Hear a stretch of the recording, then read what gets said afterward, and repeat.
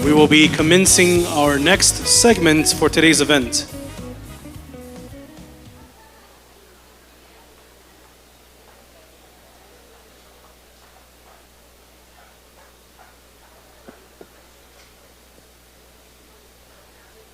So for this portion of today's event, it will be an online streaming session, and we would like to also welcome Lucia Weiler on stage. Lucia Weiler is the member of ACPN Academic Committee and CPN Senior Instructor. She's also an instructor at Humber College, professional home economist, and also board director of Canadian Foundation for Dietetic Research. Lucia 是 ACPN 学术委员会成员、CPN 高级讲师、教师、Humber College 科学学士注册职业营养师、家庭经济学专家、加拿大饮食研究基金会董事。掌声有请 Please welcome Lucia Weiler. Welcome.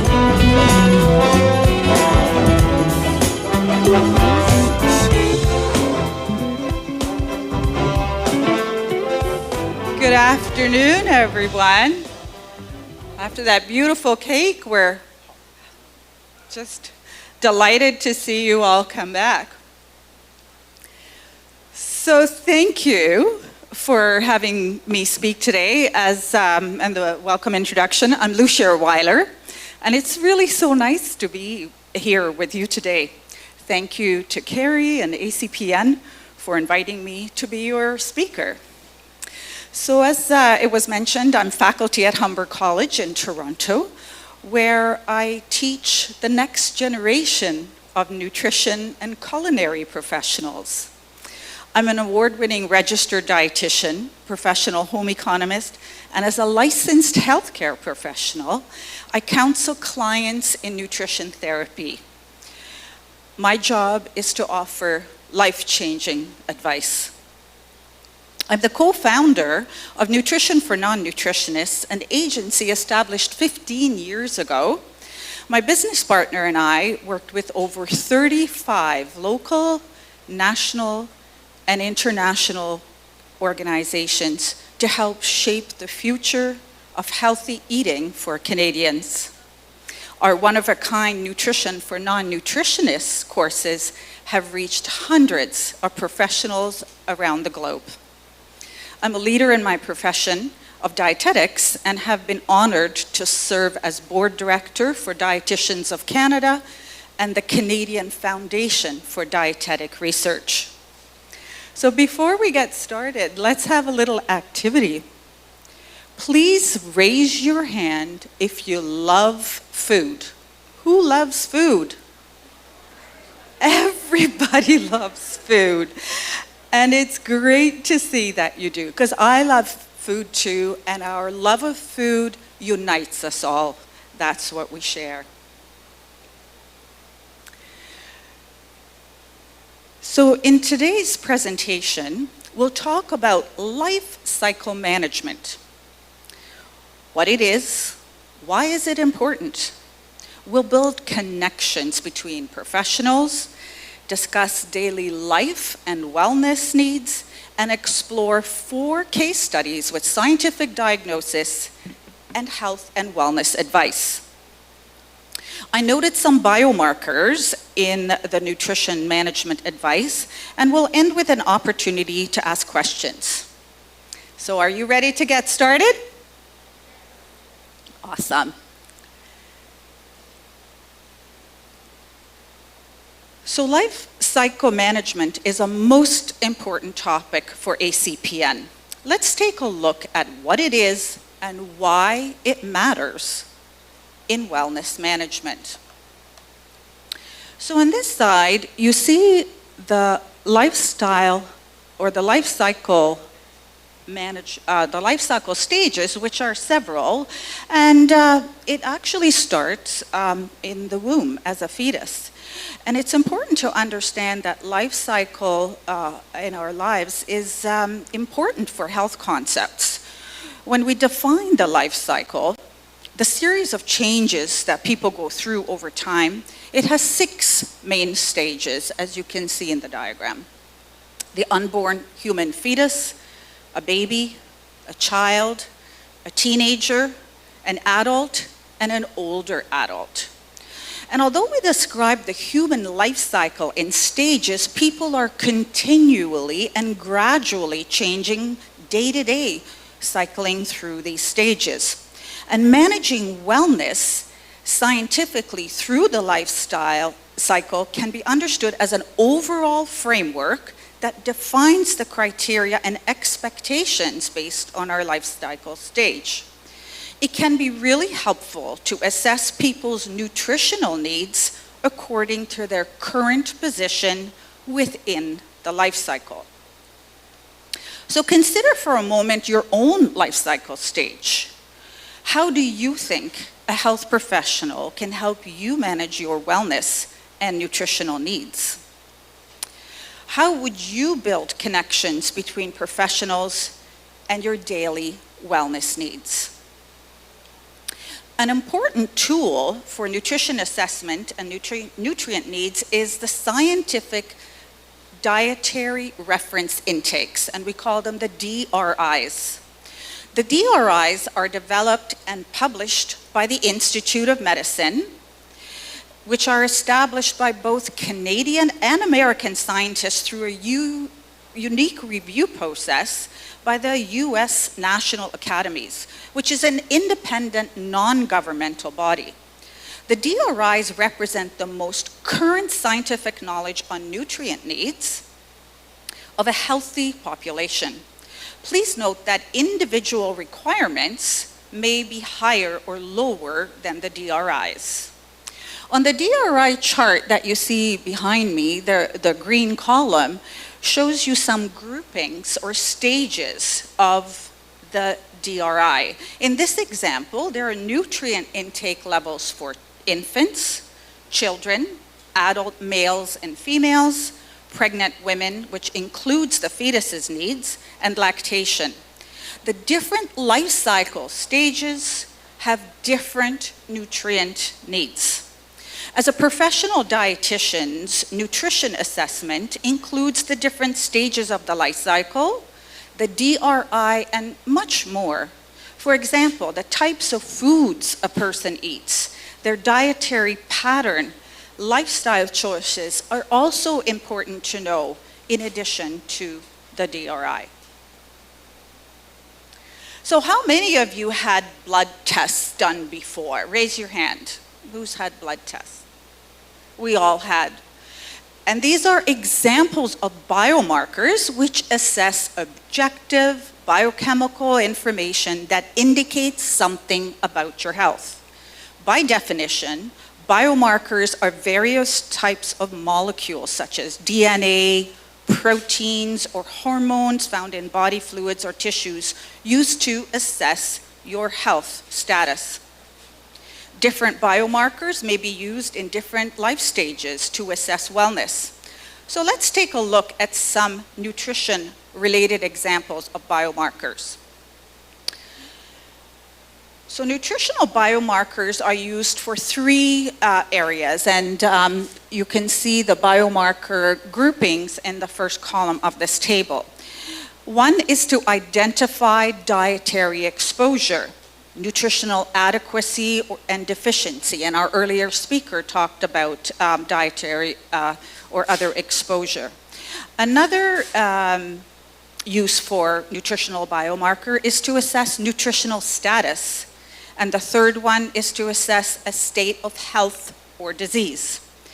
The table shows some examples of a few nutritional biomarkers, so let me give you some examples. For dietary exposure, we can look at urinary nitrogen to assess protein. And fatty acid concentration is a biomarker for essential fats such as omega-3 fats. Serum 25-hydroxyvitamin D is a biomarker for vitamin D. Nutritional status biomarkers for vitamin B12 is the level of methylmalonic acid. The third grouping is health and disease biomarker, which include blood cholesterol or triglycerides, which are associated with cardiovascular disease. As you can see, biomarkers are closely related to our health throughout life. So let's take a look at some case studies where we will evaluate the wellness needs based on assessment that includes scientific data and biomarkers. Share advice according to individual wellness needs. Let's put the microphone in there. I'll just hold it. Okay.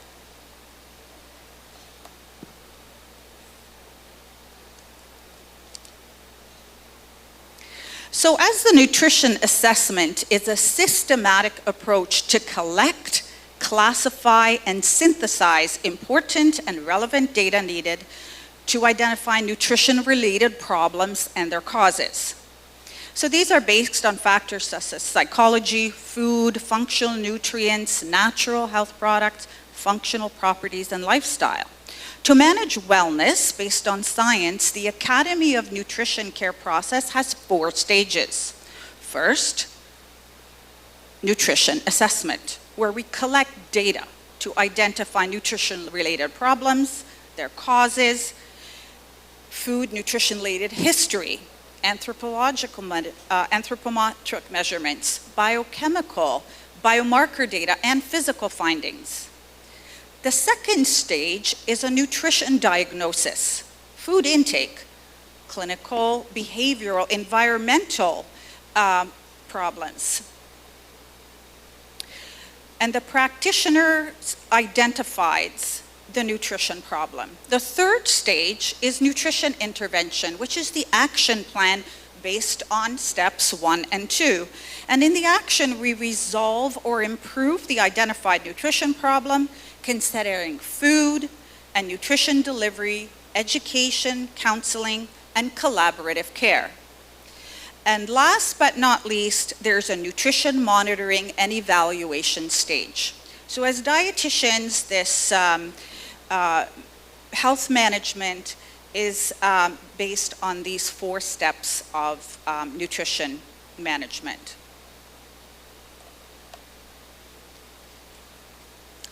So the first life cycle I'd like to share with you is about children ages 5 to 12 years of age. And I didn't see any children here 5 to 12 years of age, but I'm sure in your family or in your community, those are the young members that you would care for. So the key points for the overview of nutrition needs for children 5 to 12 are that they have an increased requirement for energy because they're growing.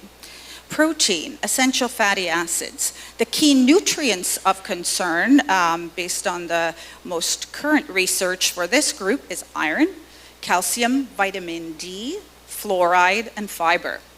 Evidence supports a relationship between healthy eating patterns in childhood and their optimal growth, health, and cognitive development, academic performance, and prevention of chronic disease later in life, including overweight and obesity.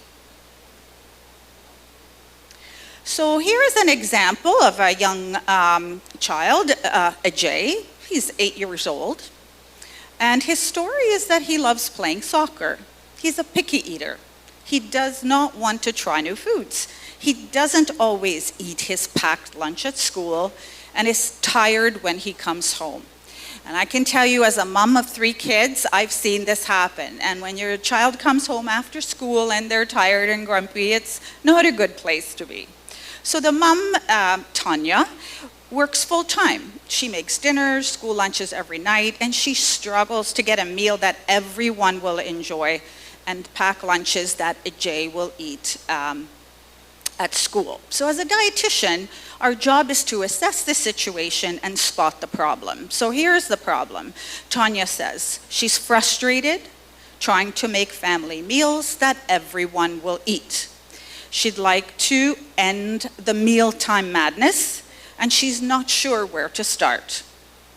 So as a dietitian, we would advise her to visit websites, credible websites, and look at information for picky eaters.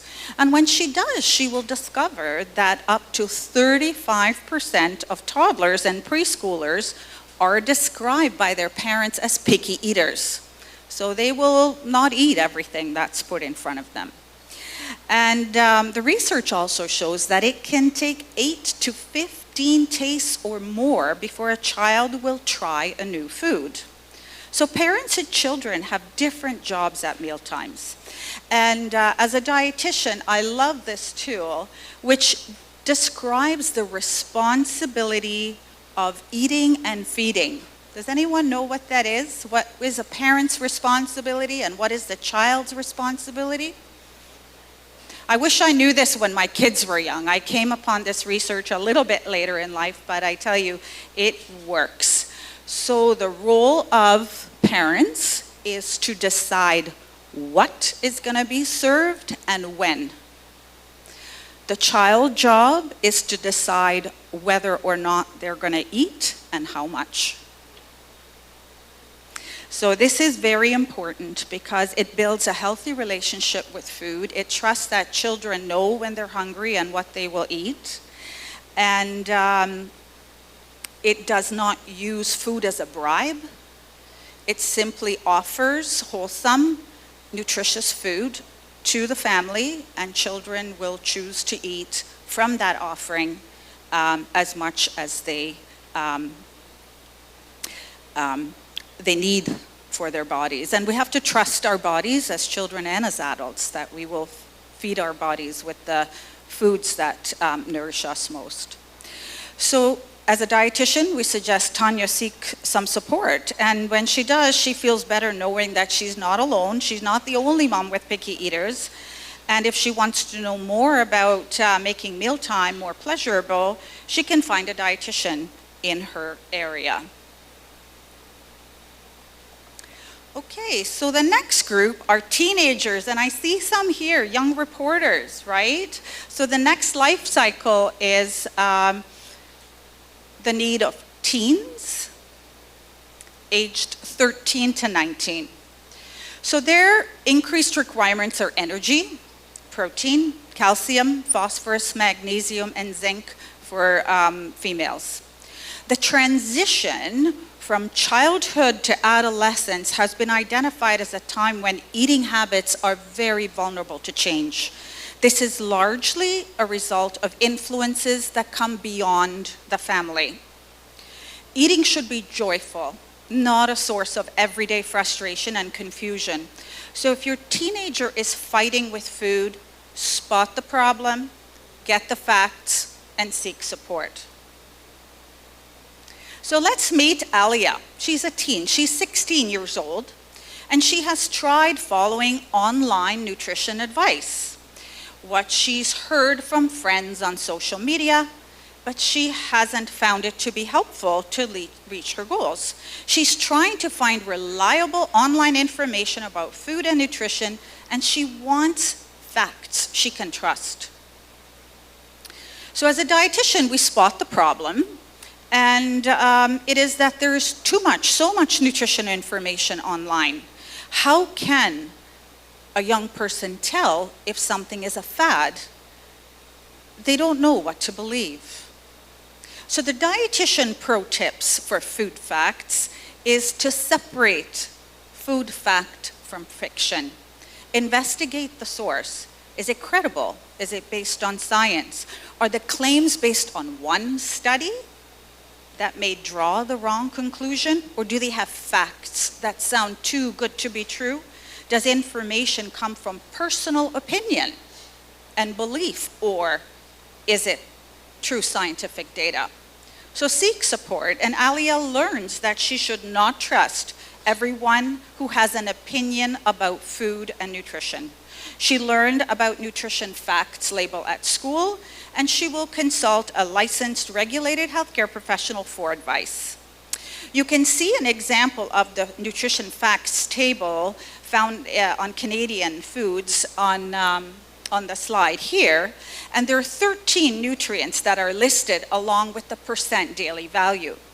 An important dietitian's tip is this: when you are looking at foods and comparing similar foods, look at the percent daily value. 5% or less in the DV means that there is little of that nutrient, nutritionally insignificant. 15 or more % means that there's a lot of that nutrient. So for example, if you're trying to increase fiber and there is 5% of daily value, that's a little. So look for options that are 15% or more. So the nutrition facts table is factual information where you can rely on for support. All right, so let's have a pop quiz here. Which one of these 3 starch food options is the most popular around the world? So you think about that for a moment. What is the most popular starch option around the world? Number 1 would be, in the picture, would be rice dishes, noodles, or potato. So raise your hand if you think rice dishes are the most popular starch around the world. Rice. Okay. Who thinks it's noodles? Who says it's potato? Wow. Okay, well, the truth is, it's noodles. Every culture in the world has noodles. And you can find a noodle dish around the world. So think for a moment, what is your favorite noodle dish?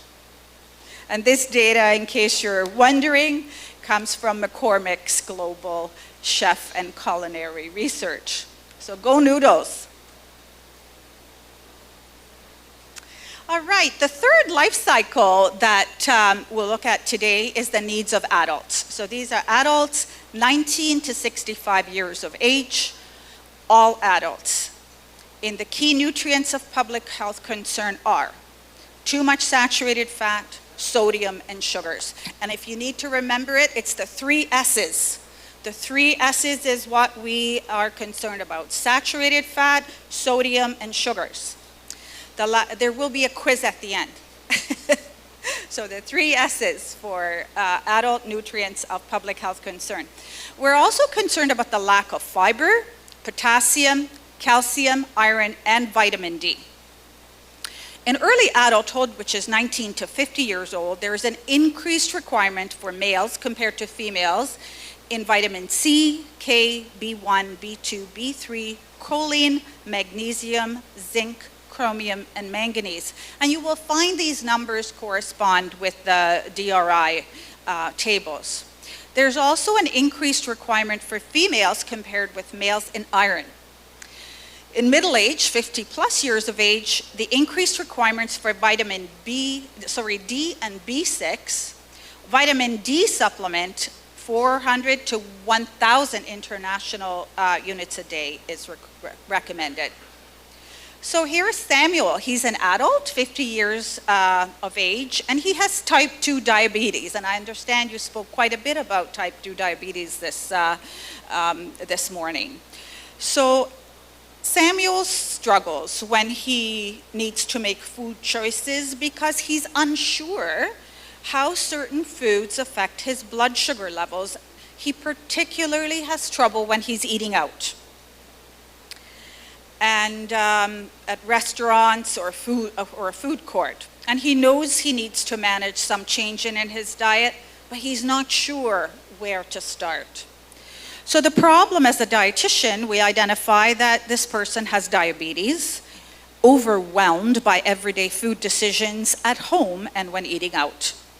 So the pro tips for managing diabetes is to get the facts, discover more about blood sugar, and research credible websites. Learn how to live a long and healthy life by managing diabetes. And these include eating well without having to give up all the foods you love. Consider the plate method as a practical way to choose food types and portions. Be physically active, monitor and manage blood sugar levels. Take medication as prescribed. In seeking support, a professional can help with favorite foods and an eating routine. A healthy eating and planning doesn't need to be complicated. Following a few basic tips may be all that's needed to help Samuel manage his diabetes. So consult a healthcare professional to get more advice on effectively managing blood sugar through nutrition intervention. The last and fourth life cycle stage we'll talk about today is the nutrition needs of older adults. And these are 65 or older. And the energy needs of older adults, especially those living in hospitals and other institutions, are at an increased risk of developing protein energy malnutrition. And as dietitian, we are monitoring weight change in this population as opposed to the BMI. The nutrition needs of older adults includes protein and may increase to maintain muscle mass and fight infection. Vitamin and minerals of concern in this age group are vitamin A, B12, vitamin D, calcium, iron, and zinc. Fluids are really important in the elderly. Why? Because they prevent and correct dehydration or overhydration. Fostering resilience, enabling individuals to recover from challenges associated with aging and carry on with their lives. In this, at this stage of the life cycle, we might see malabsorption and poor nutrient utilization, polypharmacy, which means many medications, and chronic disease management. And there may also be a decreased appetite, inability to perform activities of daily living, such as shopping and meal preparation, come up as well. So here is Ruby, who is a person 75 years of age. She's single, lives in an apartment. She used to like cooking, but finds it really hard to shop and cook for one person. She skips some meals and has occasional headaches and feels more tired than usual. She would like to go for walks and meet up with friends for coffee and lunch. So as a dietitian, we spot the problem. She says she's getting older and finds it harder to shop and cook. She's tired and would like to have more energy to enjoy life. And if you have elderly people in your community and in your family, you know how important nutrition and energy and positivity is for them. So the pro tips for older adult nutrition are, again, get the facts. Nutrition facts for older adults, read credible website. For Ruby, it's important that she's not alone facing challenges to stay healthy as she ages. She covers some useful tips: eating a well-balanced diet, with lots of nutrients and not too many extra calories. Include vegetables, fruits, protein, foods, whole grains. And if you aren't eating enough, add some healthy snacks throughout the day to help you get more nutrients and calories. It's important to remember to include protein foods, stay well hydrated, and drink enough liquids. Physical activity also is important. As a dietitian, we recommend seeking support from a healthcare professional to support healthy eating throughout the day. For example, Ruby might organize some potluck meals or cook with a friend. She could also look into having some meals at a nearby senior center or community center so she doesn't have to cook. Again, consult a professional in nutrition for more advice. So the bottom line across the life cycle for most people can be based on Canada's New Food Guide. Remember that both what and how you eat matters for your health and wellness. What you eat includes the majority, 80% of your food choices that you make should be of maximum nutritional value.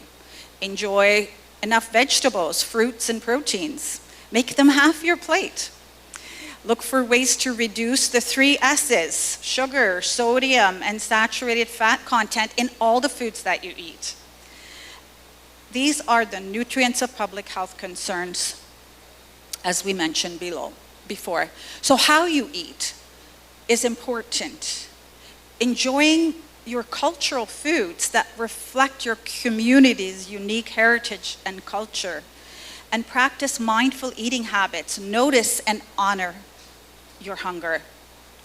it's really healthful to eat meals with others. And I was delighted when I came today that I saw this wonderful food that you were sharing as a community. So you certainly have thought of how to eat. So as you go forward, remember that the science of health based on food, natural health products, and functional ingredients is evolving. Connect with a licensed health professional to discover how your food choices affect your health and wellness. As a dietitian, I know nutrition choices have a significant impact on your health. Malnutrition, chronic diseases such as obesity, type 2 diabetes, heart disease, high blood pressure, and some types of cancers.